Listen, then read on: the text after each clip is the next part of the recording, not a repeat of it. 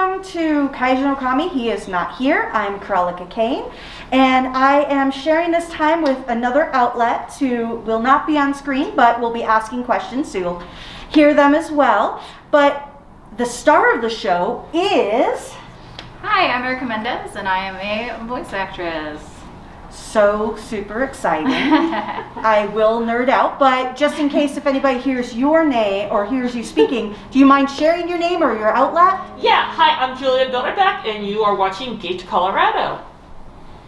All right, so I'll let you go first since you had the time first. Hi, Erica. Hi. So I just had a couple of questions. So my first one is going to be, what was your pathway to becoming a voice actress? Oh gosh, I was a shameless cartoon watcher as a child, so just growing up with cartoons and eventually anime and a lot of video games, it just kind of became like this thing where you kind of start to recognize that people are doing the voices for these characters, and once I kind of like clicked in my head, I was like, that's a really cool thing. Like, I've always wanted to do some kind of acting, but I'm a very shy, like introverted person most of the time, so when I found out about voice acting, I was like, that's perfect. Like, I can act, but I don't have to be in front of like a whole room of people. Which, you know, later I found out like there are people involved, and you do have to be in front of a few people here and there. But for most of the time, it's just you in one room with an engineer and a director and maybe a client or two in the other room. So, but I just kind of, once I got interested in it, I started like looking it up more and found online communities where I kind of like got a lot of practice in, not professional practice, but practice nonetheless.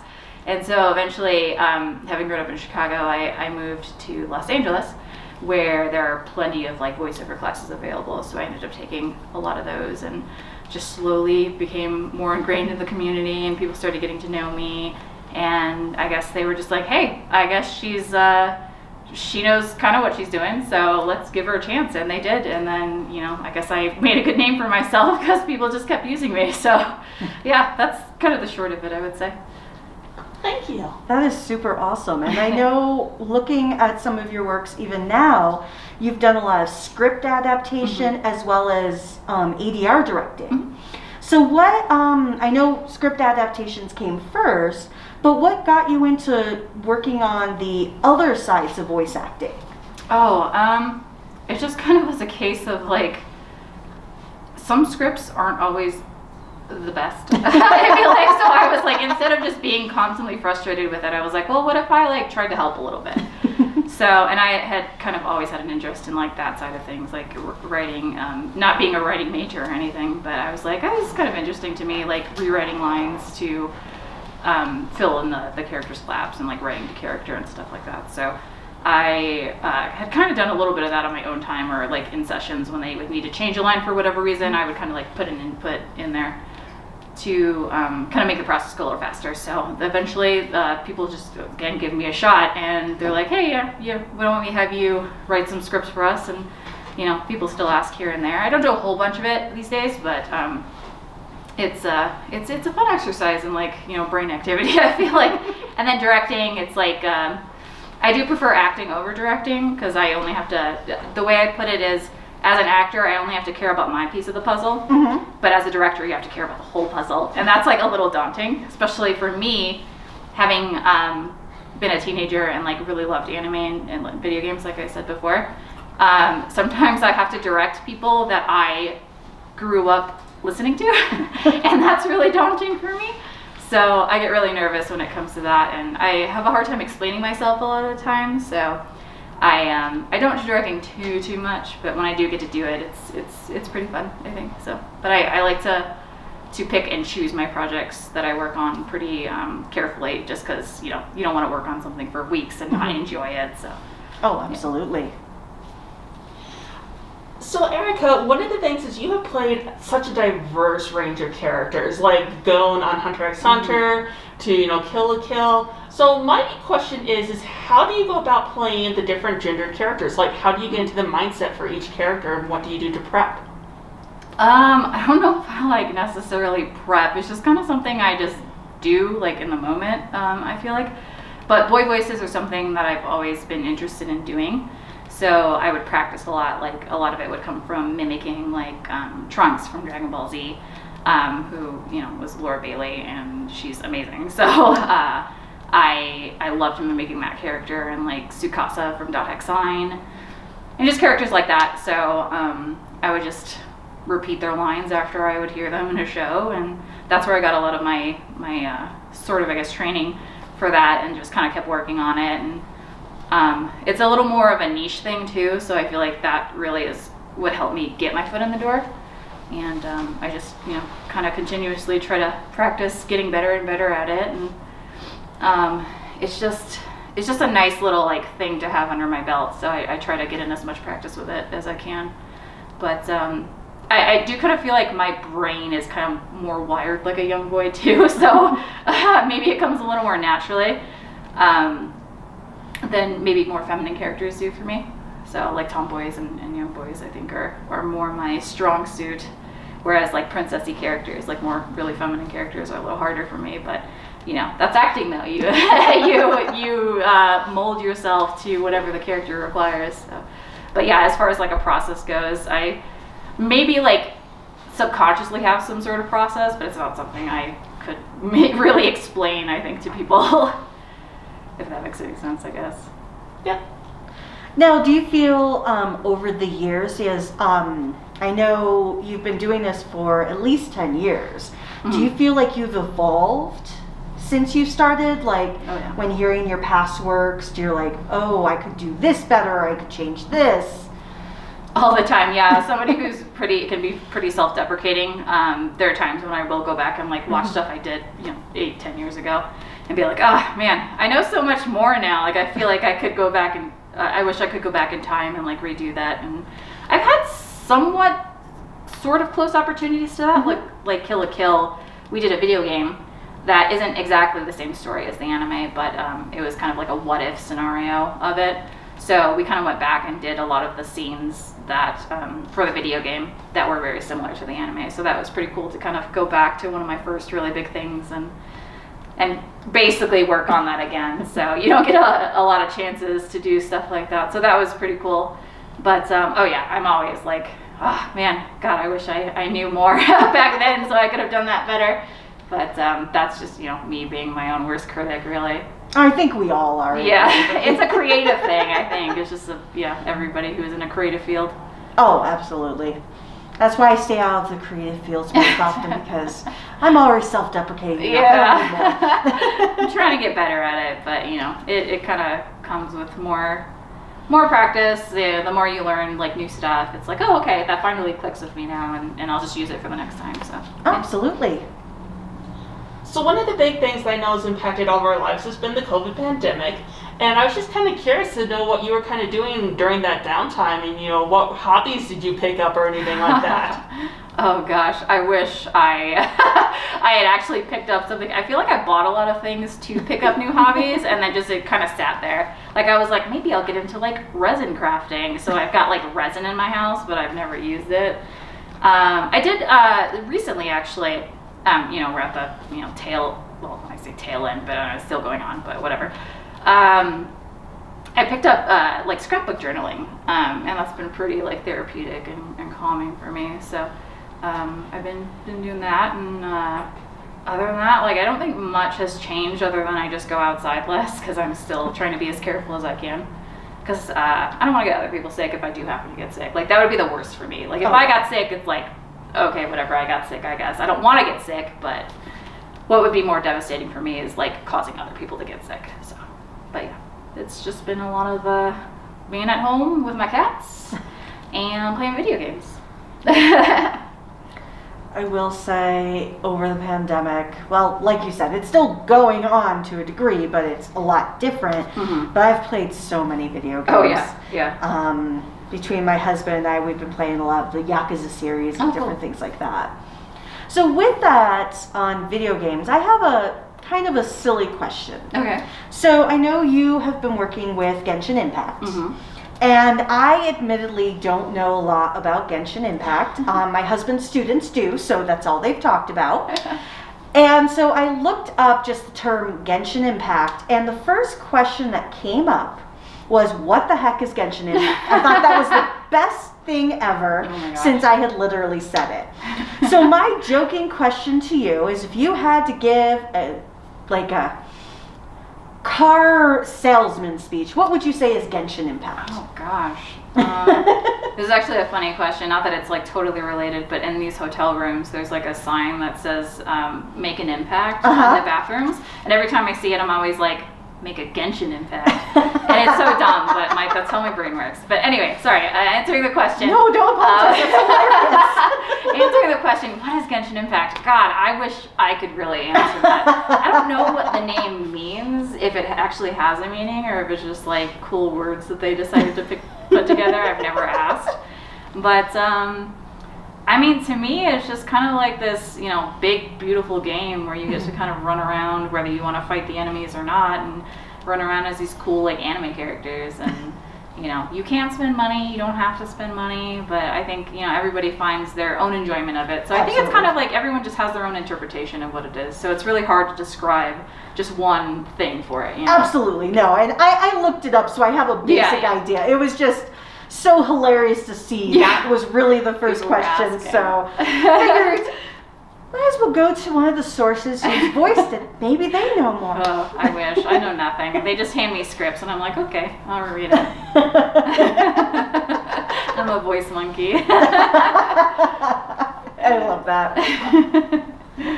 Well, since you love playing video games and you yourself are an anime watcher and everything, I guess you could call yourself a geek. So how would you define geek, and how do you think it has influenced your life being a geek?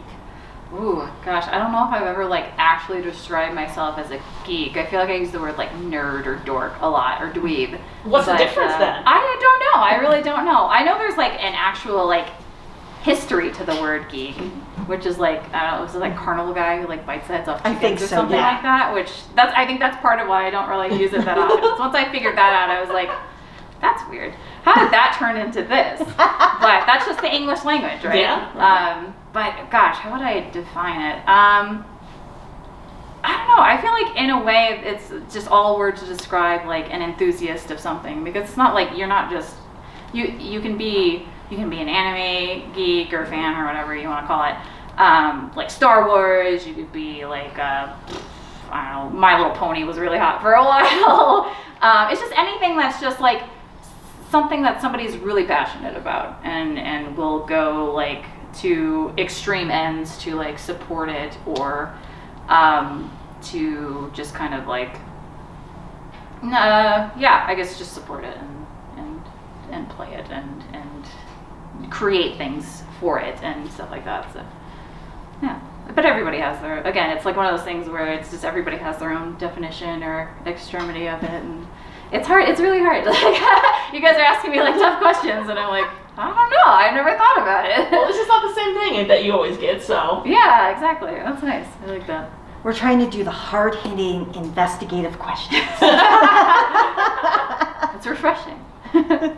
I could always ask, what's your favorite voice to hear? And there's nothing wrong with these questions. Yeah, no. But I imagine you've heard them 1,000 times. Yes, at almost every panel. And I'm happy to answer them the best way I can. But yeah, it's nice to have other, more thoughtful things, even though I don't fully have an answer for it, yeah. I think not having an answer is not necessarily a bad thing. It's always your perspective, because I love that question about what is your definition of a geek or anything like that, because we're all so different as individuals, and that's the beauty of humanity. Absolutely. It's a spectrum. And it's nice to be able to kind of have that freedom to be creative, to do whatever we want within reason, because there's crazy people out there. Of course. And some people still do whatever they want. Exactly. That is very, very, very true. I'm usually okay with things as long as you're not doing anything super illegal or hurting people. Yeah, I think I have in most cases. I was gonna say that's probably where my bar is as well, of as long as you're not hurting anyone. Yeah, exactly. But with that said, because you have had the opportunity to be that fan and to get into the industry, what would you say to anyone, not necessarily as a voice actor, because there's so many creative roles and opportunities out there, being a scriptwriter, maybe being a sculptor or an artist of any sort. What would you say to a young person who is hesitant on trying something out of the ordinary that people don't think of as a normal career choice?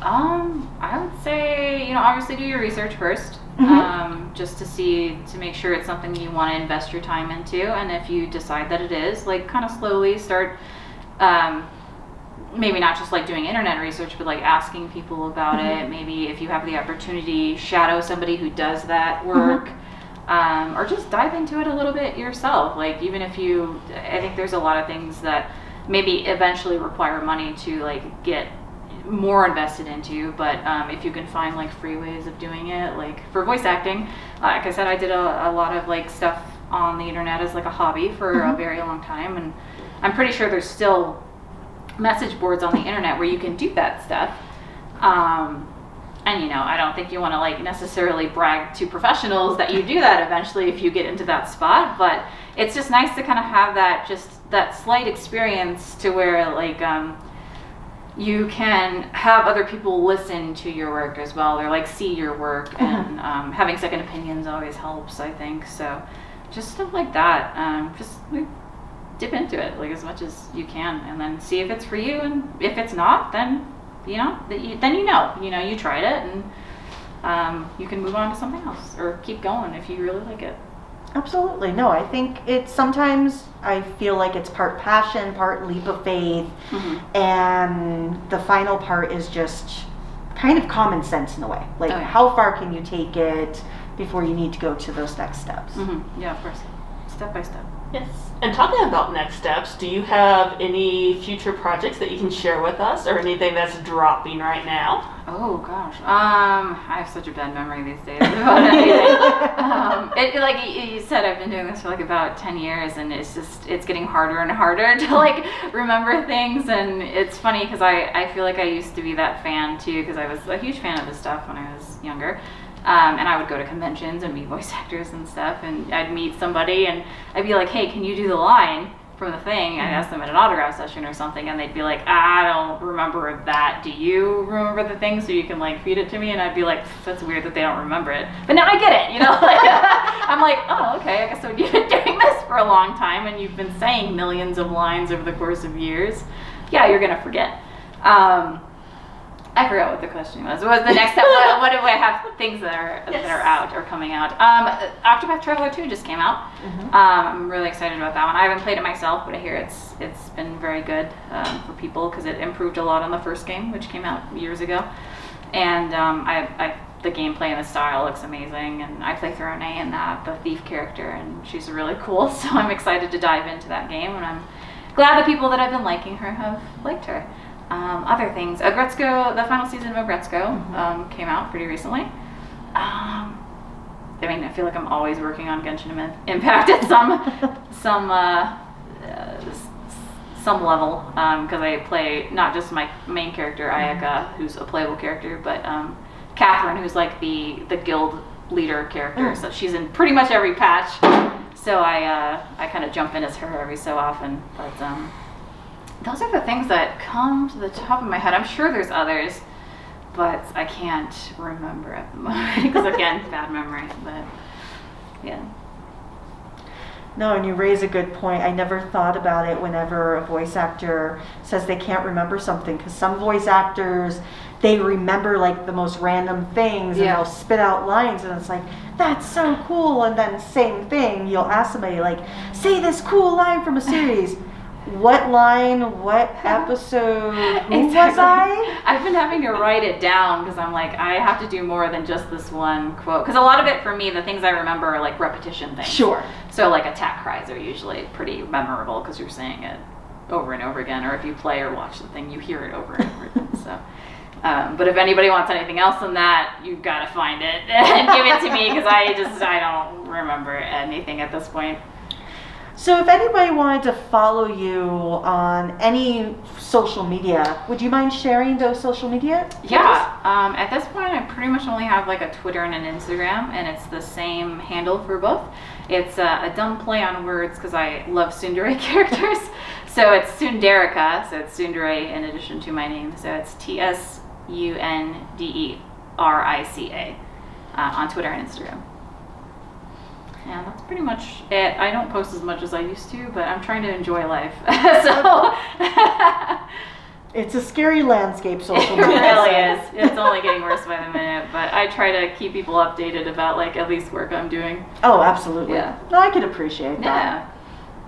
Any other questions on your part? Well, I just have one final one. Sure. Since you're also a fan of, the different mediums that you act in, how do you feel about watching your own stuff? Oh, I used to do it so much more often when I was initially starting out, but at this point it's like there's way too much out there.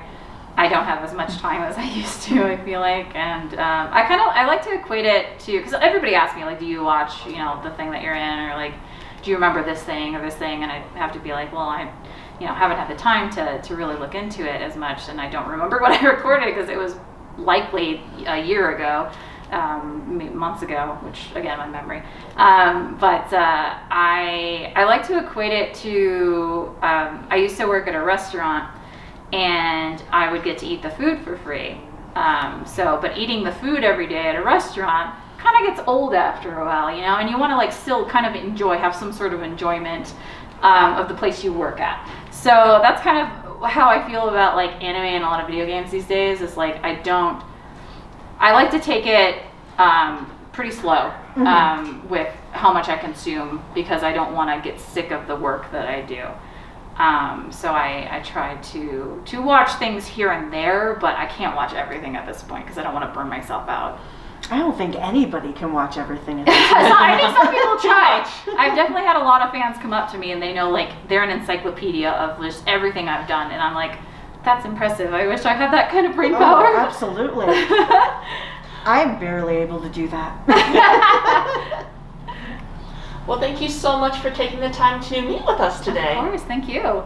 Absolutely. Pleasure. This was a lot of fun. It was. Thank you so much. Well, I guess that is all. So thank you. Bye.